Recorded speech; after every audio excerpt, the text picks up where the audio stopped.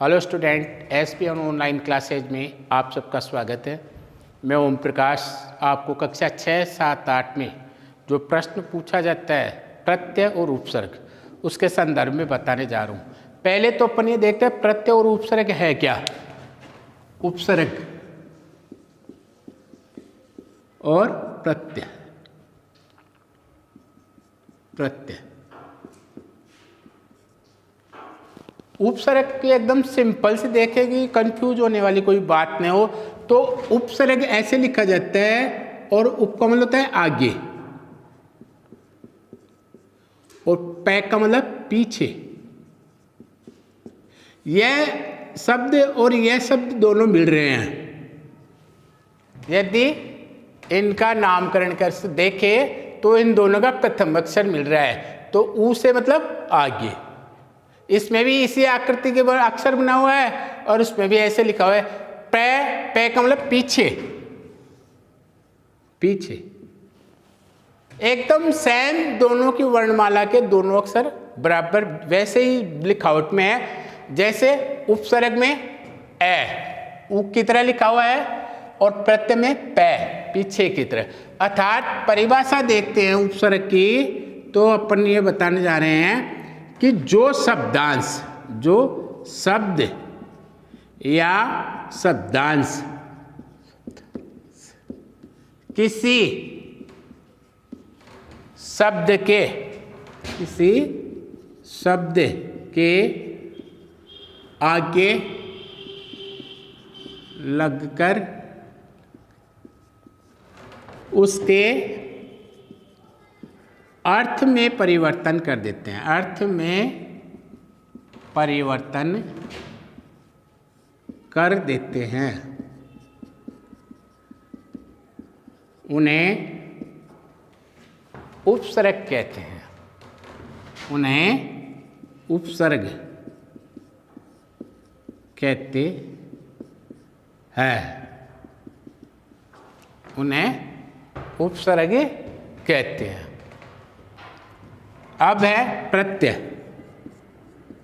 परिभाषा देख रहे हैं दोनों की कि उपसर्ग किसे कहते हैं और प्रत्यय किसे कहते हैं। प्रत्यय में जो शब्द या शब्दांश किसी शब्द के पीछे जुड़कर उसके अर्थ में परिवर्तन कर देते हैं। परिवर्तन कर देते हैं, उन्हें प्रत्यय कहा जाता है। वे प्रत्यय कहलाते हैं। प्रत्यय कहलाते हैं। वे प्रत्यय कहलाते हैं। जैसे अब प्रत्यय, पहले तो अपन उपसर्ग का उदाहरण लेते हैं। उपसर्ग हमेशा शब्द के आगे लगता है। जैसे घर है, घर मूल शब्द है और इसके आगे लगा दो रसोई। रसोई। यदि इस शब्द को इसके आगे जोड़ दिया जाए तो वो क्या हो गया? रसोई घर।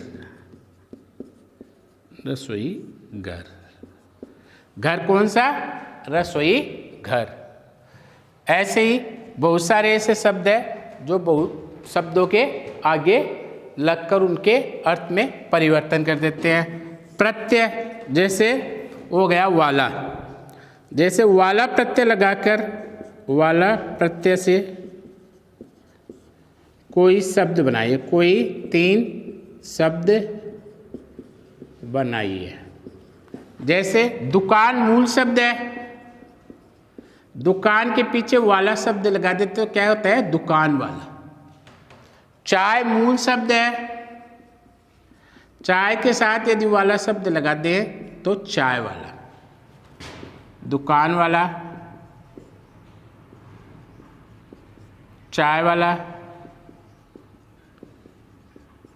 और ऐसे ही और शब्द लगा सकते हैं, जैसे मिठाई है, मिठाई मूल शब्द है, इसमें मिठाई के वाला प्रत्यय जोड़ते हैं तो हो जाएगा मिठाई वाला। मिठाई वाला। इस प्रकार से हमने देखा उपसर्ग क्या है और प्रत्यय क्या है, यानी जो शब्द या शब्दांश, जो शब्द या शब्दांश किसी शब्द के आगे जुड़कर उसके अर्थ में परिवर्तन कर देते हैं, उपसर्ग कहलाते हैं। और प्रत्यय में जो शब्द या शब्दांश किसी शब्द के पीछे जुड़कर उसके अर्थ में परिवर्तन कर देते हैं, वे प्रत्यय कहलाते हैं। जब उपसर्ग के वैसे तो और देख सकते हैं बहुत सारे, जैसे अब उपसर्ग के और उदाहरण बताते हैं कि उपसर्ग में कौन कौन से ए, किसी भी शब्द के ए आगे लगा देते तो ए का मतलब होता है नहीं, या उसका अपमान हो जाता है। जैसे मान शब्द है, जैसे आज्ञा से है, आज्ञा से हो जाएगी अवज्ञा, ऐसे हो जाएगा अनादर। आदर से, जैसे आदर शब्द है, आदर से क्या हो जाएगा अनादर। कु शब्द से, जैसे कु से पुत्र है, पुत्र के क्या हो जाएगा कुपुत्र, कुपुत्र। और आगे और भी बहुत सारे उदाहरण है, जैसे कु से कुपुत्र और कु से हो जाएगा कुलीन, कुमाता। तो मूल शब्द के आगे जो शब्द लगे हुए हैं ये सब किसके उदाहरण हैं, उपसर्ग के उदाहरण हैं। ऐसे ही इक में कोई शब्द लगाते हैं, इक प्रत्यय में, तो प्रत्यय में क्या था, भूगोल शब्द है, जैसे भूगोल, भूगोल के यदि इक जोड़ते हैं तो क्या हो जाएगा भौगोलिक, लिक। इतिहास शब्द है, इतिहास के यदि इक लगा देते हैं तो हो जाएगा ऐतिहासिक, क्या हो जाएगा ऐतिहासिक। धर्म शब्द है, मूल शब्द क्या है धर्म, धर्म से हो जाएगा धार्मिक।